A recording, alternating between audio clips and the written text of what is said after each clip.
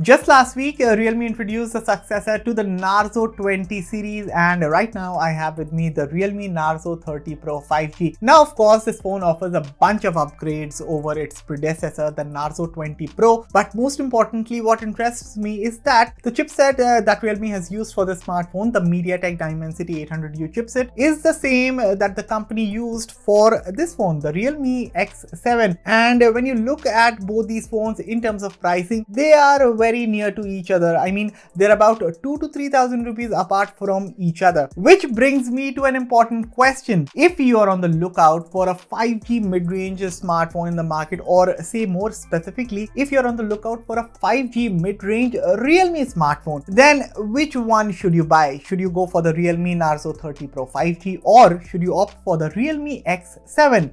Let's find out. Hello everyone, my name is Aman Rashid, you're watching Mr. Phone, and this is my review of the Realme Narzo 30 Pro 5G. But before we start, please go ahead and subscribe to the Mr. Phone YouTube channel if you haven't yet, and do hit that bell icon so that you're notified whenever we post a brand new video. With that said, let's get started.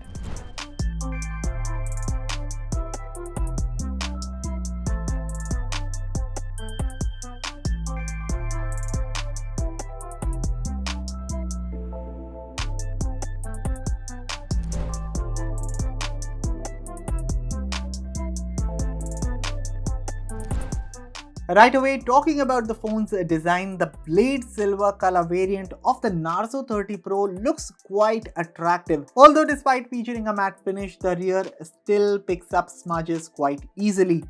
Now both the Narzo 30 Pro and the X7 are built out of plastic, but the in-hand feel of both phones is quite solid. For that matter, it is the Realme X7 that feels more pleasant to hold in the hand thanks to its slimmer and lighter design.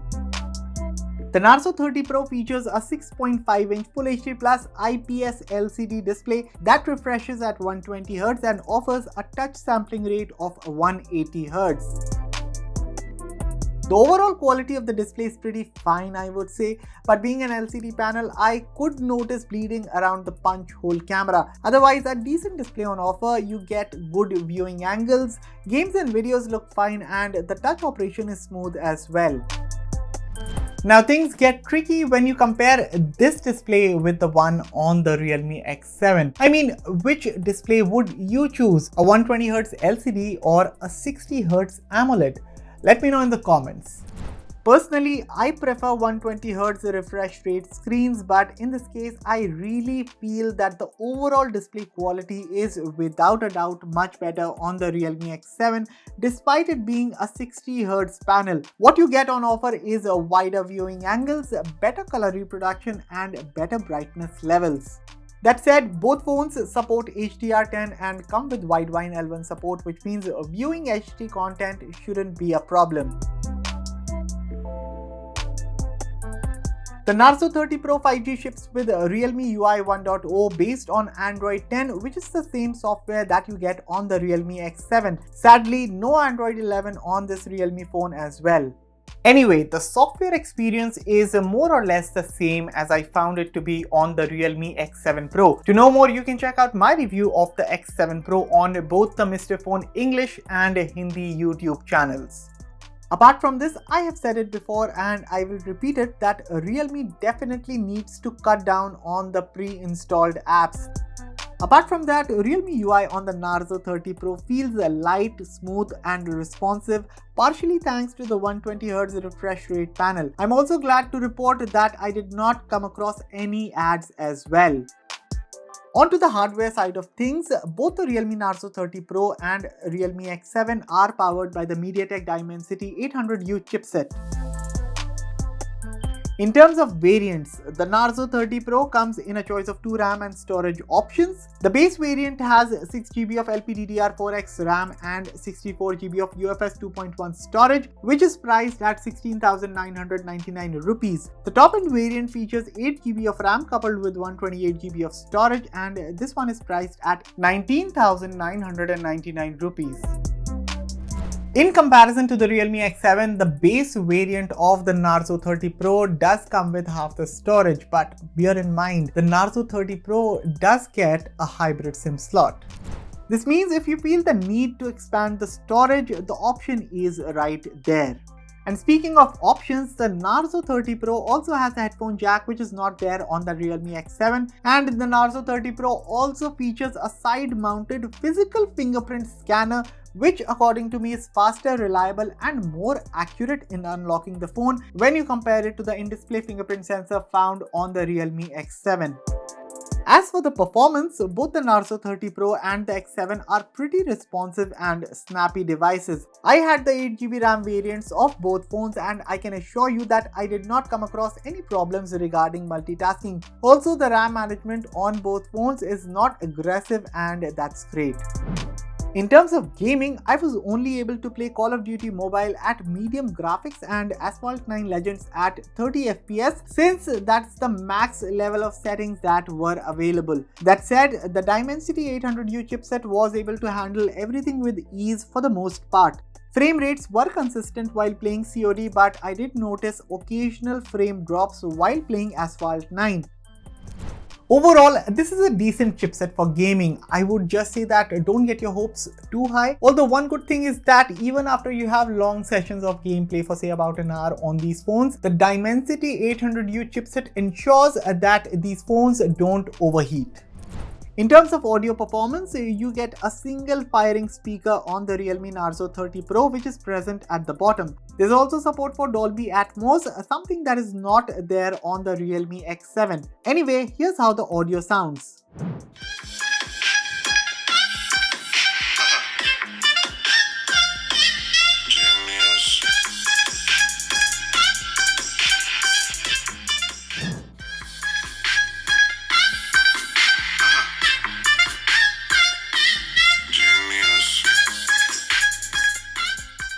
Well, the audio definitely sounds richer and louder on the Narzo 30 Pro. That said, the overall audio performance on both phones is strictly average. And for those who care about haptics and vibrations, well, that is also just average on both the phones, nothing special. Moving on, the Narzo 30 Pro features a large 5000 mAh battery under the hood and its performance is good. Standby times are great overnight and both the Narzo 30 Pro and the X7 can easily last a day on a single charge with medium to heavy usage. The good thing is that both phones charge relatively fast. The Narzo 30 Pro features 30-watt fast charging and takes about an hour to go from 0 to 100, while the X7 features 50-watt fast charging and takes about 45 minutes to go from 0 to 100. However, we can't ignore the fact that the Narzo 20 Pro features 65-watt fast charging, which makes the 30-watt charging on the Narzo 30 Pro look like a downgrade. And I understand Realme has done cost cutting with the Narzo 30 Pro and the 30-watt fast charging thingy, but a downgrade is a downgrade. Finally, it is time for the cameras, and boy oh boy, there's a fourth lens missing at the back on the Narzo 30 Pro. I mean, the Narzo 20 Pro features a quad rear camera setup, so there's that. Anyway, the Narzo 30 Pro features a triple rear camera setup that comprises a 48 megapixel primary camera, an 8 megapixel ultra wide angle camera and a 2 megapixel macro camera. At the front, you get a 16 megapixel camera for selfies situated in the punch hole. As for the Realme X7, this phone also features a triple rear camera setup. However, you get a 64 megapixel main camera on this phone along with the same 8 megapixel ultra wide angle camera and a 2 megapixel macro camera. At the front, there's a 16 megapixel punch hole camera for selfies. Looking at the photos side by side, it is pretty evident that the Realme X7 is definitely the better performer among the two. Of course, both cameras are able to capture detailed images, but the X7 for sure edges out the Narzo 30 Pro since the X7's photos are more color accurate and the X7 also does a better job at handling dynamic range. Even this photo taken at night on the Narzo 30 Pro, which I think is pretty decent by the way, starts to look inferior when you put it side by side with the photo that I took on the Realme X7. As for selfies, once again the overall output on the Realme X7 is better than that of the Narzo 30 Pro. So yes, the cameras. If you compare the Narzo 30 Pro and the Realme X7, I mean for sure the X7 has an edge in terms of cameras over the Narzo 30 Pro 5G. That said, I think the cameras on this smartphone are still pretty decent on their own. Check out a few samples. See, ultimately, if you are a fan of warm and saturated color tones, you'll love the output from the Narzo 30 Pro's main camera. The dynamic range could have been better as you saw in the comparison photos, but fine performance overall, I would say. The wide-angle camera also does a decent job when it comes to color reproduction and dynamic range. However, I did notice barrel distortion at the edges in some photos. The macro camera is plain trash and useless. It shouldn't have been there. Let's move on. Night photos come out fine if you click them in decent lighting conditions. Of course, night mode does help in improving the overall details and exposure. And by the way, when you select night mode, you'll find a setting in the top left corner. It's called tripod mode. So for people who love to take long exposure shots at night, I think you guys are going to enjoy this feature a lot.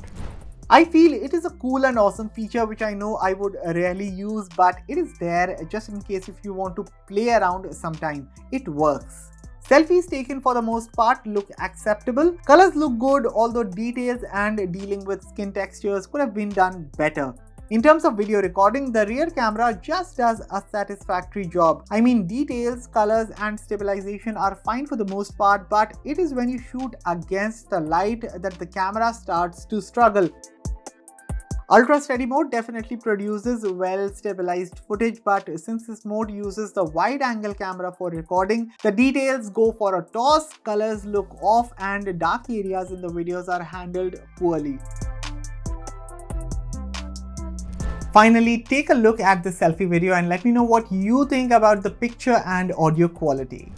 Front-facing Full HD 30 FPS sample being recorded on the Narzo 30 Pro 5G. So let me know in the comments what do you guys think about the overall quality. What do you think about the picture quality?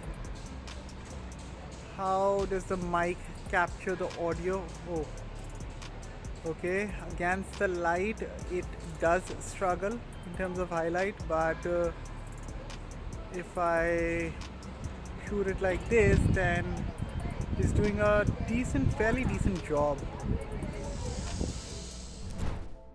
So should you buy the Narzo 30 Pro 5G? Well, the phone is definitely a solid upgrade over its predecessor, the Narzo 20 Pro. For sure, you get a solid battery life, overall performance is also good and the camera performance is also acceptable. Most importantly, for a few extra bucks, you are getting a 5G smartphone, which means that the Narzo 30 Pro is definitely future-proof over the Narzo 20 Pro. That said, if future-proofing is what you're looking for, 5G matters to you a lot and of course you're willing to pay more, I would say that you opt for the Realme X7. On this phone you get better build quality, superior cameras, faster charging and of course the 60Hz AMOLED display does triumph over the 120Hz LCD panel found on the Narzo 30 Pro. And that was my review of the Realme Narzo 30 Pro 5G. Hit the like button if you enjoyed this video and do share it with others. Also share your thoughts with me on the Realme Narzo 30 Pro 5G and the Realme X7 in the comment section below. As always, thanks for watching and for all the latest in tech, stay tuned to Mr. Phone. See you guys in the next one.